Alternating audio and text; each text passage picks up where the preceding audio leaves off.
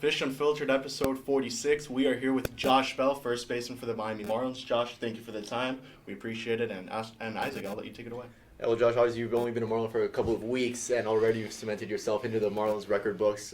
First Marlin ever to homer from both sides of the plate. You helped out in that 5-run ninth inning comeback, and also back-to-back one second time in franchise history. Is this like best case scenario for you, starting with a new team?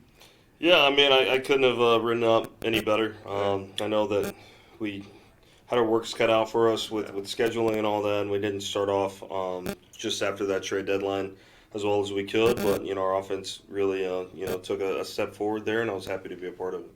I do want to ask you about that Yankees game, the Sunday game. Obviously, you guys were down basically 7-1. You guys tacked on a couple runs. Then, obviously, that ninth inning just goes crazy. Just what was the mindset entering that inning when you guys ended up winning 8-7? Yeah, I think it all started with Yuli. Obviously Clay Holmes has some of the best stuff in the league, best sinker in the league for sure, by far. He was able to get a pitch up in the zone, drive it off that right field wall, and kind of spark the offense a little bit. It starts with one big hit when you're down big, and then just pass the baton. Pass the baton to the next batter. Hopefully you're making the at-bat for the guy behind you a little bit easier, runners in scoring position and whatnot. It started with that, and then, it ended with Berger. Huge at-bat. I know they had a base open, so I'm sure he had in the back of his mind, he didn't know whether or not they're going to pitch to him or not, but got a split finger up in the zone, drove it in the left field, and the rest is history. Were you surprised that they had the base open? They chose to pitch to Berger there? They had Soler behind them, so it's like pick your poison. It's the best protection in the league right there. Yeah, I don't know what I would do. I would probably just throw my best off-speed pitch and cross my fingers, and that's what they did, and it didn't work out for them. Right. I do want to ask you about the Astros series also. Obviously, you guys won the first one, lost yesterday, but just kind of how could you assess the series thus far? Yeah, I mean, played good baseball the first game. The second game, not so much. I think both teams didn't play their best level of their best brand of baseball, but that happens from time to time. This is definitely an important game. Going into this off day and going into California for LA and San Diego. We know we have Verlander on the mound. We're going to do a preparation for him and then try to attack him as best we can, and we'll see what happens for the game. You ever faced him before? Yeah, in spring, I know for sure. I'm not quite sure, in my regular career. But, his fastball speaks for itself. It seems like, for the most part, everyone has an elite fastball now. He was, leading the pack for years and years. But everyone's pretty much tailoring their game off of guys like him, guys like Scherzer, DeGrom. So, it won't be the first time that we've seen a fastball with, 20-inch vert this year. So we'll be ready for him. Is there any different mindset heading into face a future Hall of Famer like that? No, I mean, it's definitely different. We talk about it. You got guys making $40-50 million a year. It's a little bit different. But in the same mindset, I think once the game starts, once the first pitch is thrown, you're just focusing on doing your job. But yeah, you got to tip your cap for guys like that, playing the game the right way. I think he's only gotten hurt a couple times in his career. He's thrown for almost 2 decades now. Guys like him, guys like Greinke, guys like Scherzer, you got to respect. But once that play ball is called, it's go time, and it's us versus them. Speaking of another pitcher that's obviously really good, your teammates with him now, Sandy Alcantara, you've had a lot of at-bats against him, not a lot of success. What makes him so tough? What are my numbers against him? I don't know. I'll get this for you in a little bit. Because I always felt like I saw him really well, and it was always just a foul ball. How the ball looks really, really good, and next thing you know, you're swinging, you can't really square it up. But definitely, I told him the other day, one of the happiest reasons why I'm traded here. When I got traded, the reason why I was the most happy was because I wouldn't have to face him at least for the rest of this year. Right. Keep my numbers up as best as I can. But I want to say it must have been 2 years ago. He had a no-hitter going against us, and guys that are constantly up for complete games. Right. It's really impressive. You look up, it's the 8th inning, he's at 80 pitches. It's like, man, are we going to get this guy the game or what? But yeah, he's definitely special. In your career, you're 5 for 26 with a couple of RBI and a home run. 5 for 26 is not it. You're hitting, 192. Do you remember the home run? Yeah, it must have been 2021. In Washington, right? Yeah. Mm-hmm. I think I remember that as well. I want to ask you about your Pittsburgh days. Obviously, you got called up right after kind of their playoff, when they made the playoff, their success there, but you still played with some pretty damn good players, McCutcheon, Cervelli, Cat, Starlin Marte. Just what was it playing like with those guys and those Pittsburgh teams kind of right after the playoffs? Yeah, I mean, we were constantly trying to, scratch our way back, and even those postseason runs, they felt like they left something, on the table. Beat the Reds, got to the next round, but lost to the Cubs in the wild card. So, the whole organization was still really, really hungry. They really wanted to get to that next stage. I know the fan base did too. It was awesome playing with Kutch. Got to play with him for a couple of years. Guys like Josh Harrison, Sean Rodriguez. Gregor Polanco is still a really good friend of mine.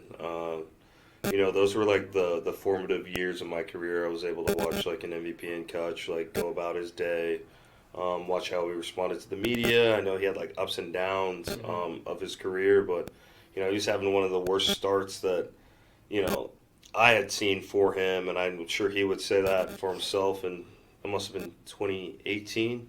Yeah. Really, really grinding. And he was always present for the media. He was always, quick to blame himself and not others. And then, look up. I want to say it was August. He was Player of the Month, and I was hidden behind him. And it was like every at bat he got a hit. Like every 2-strike count, it was just guaranteed line drive to right field. Lots of doubles, lots of homers. And he dug himself out of that and ended up getting traded that offseason. They got Brian Reynolds out of it, kind of formed their now core. He was able to make it his way back over to Pittsburgh. So it was like a win-win in the long haul. But, he definitely turned that season around. And me knowing that, having that in the back of my head, this year I didn't start off as well as I could, but I kind of just thought back to him, like, okay, if he can do it, like, I can do it too. So. Right. What would you say was like kind of the biggest lesson you learned from that group of guys? Obviously being one of the younger guys there, veterans with experience, playoff experience. Just what do you think was the biggest lesson? Well, it's one of the things. David Freese was a player there for.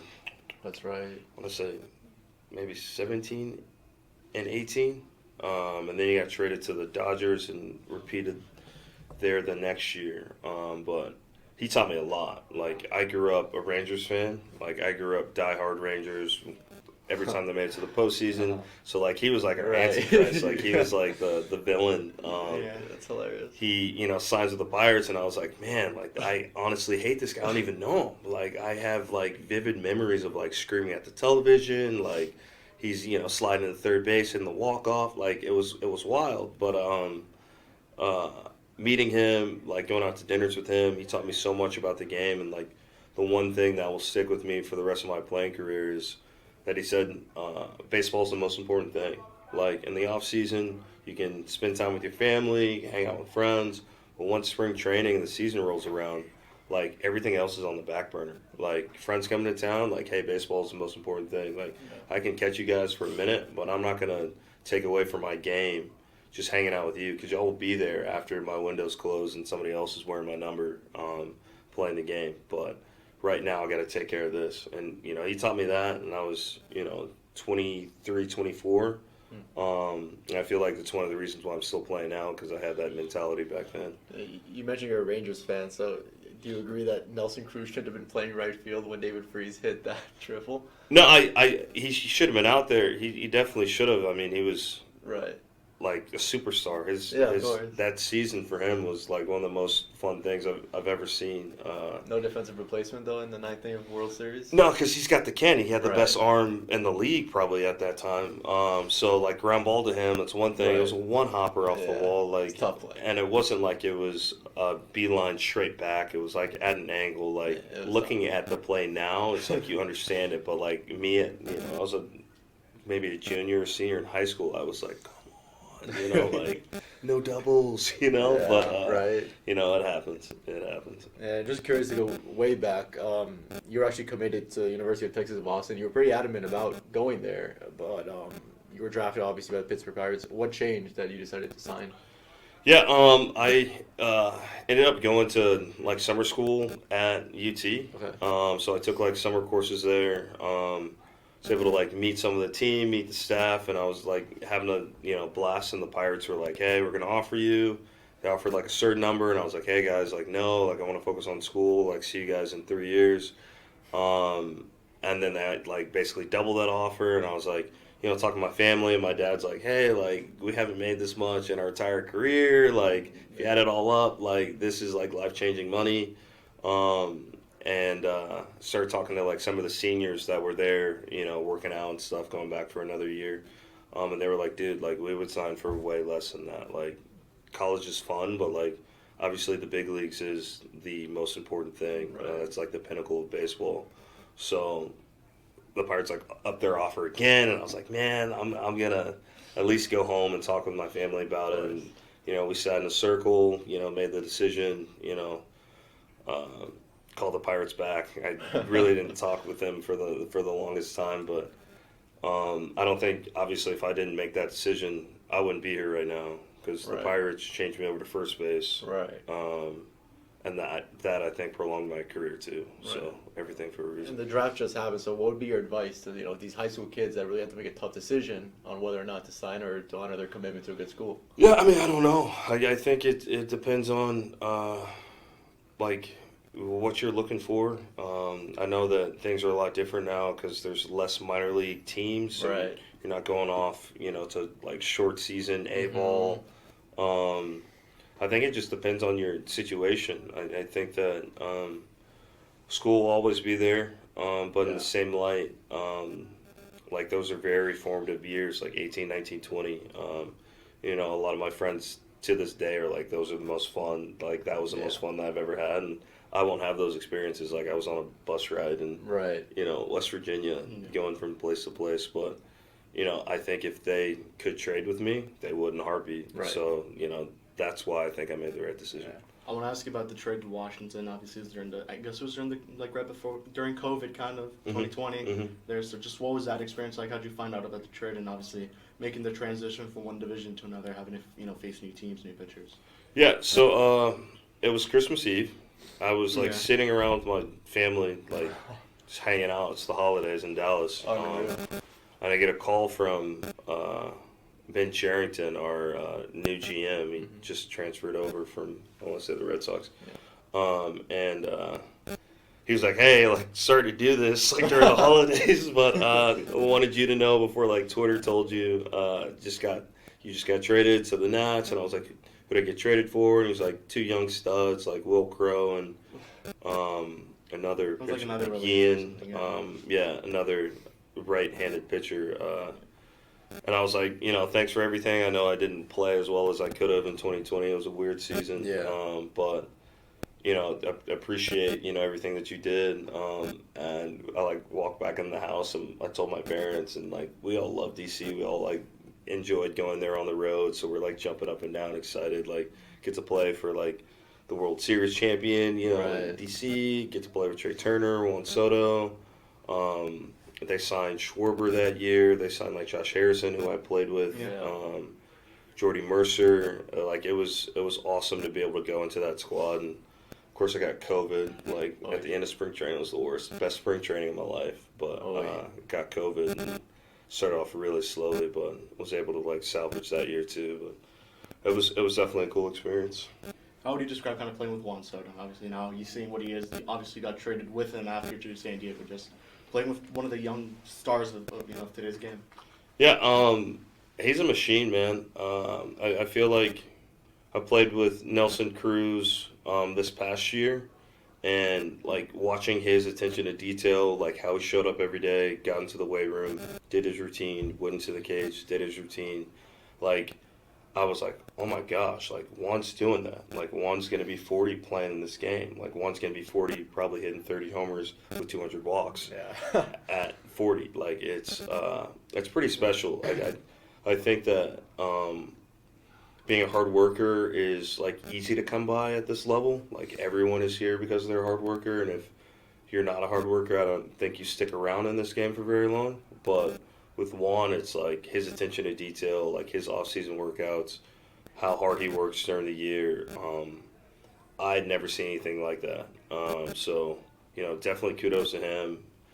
That's like away from the field, like on the field, his attention to detail with like his eyesight and like his zone and where he swings and where he doesn't swing and where he wants certain pitches to start in order for him to even like get the bat off his shoulders is like unbelievable. And he doesn't get away from it, and that's why he's going to make a lot of money.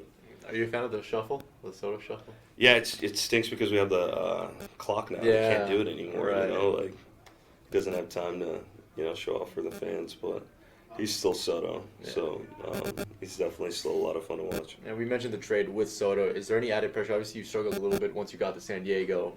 Was there any? How does that affect you mentally? Being traded with almost modern day Babe Ruth type player. Yeah, I don't think that like the trade itself had anything to do with like those struggles. I think that there's a lot of things that go into playing really well in this game and playing poorly.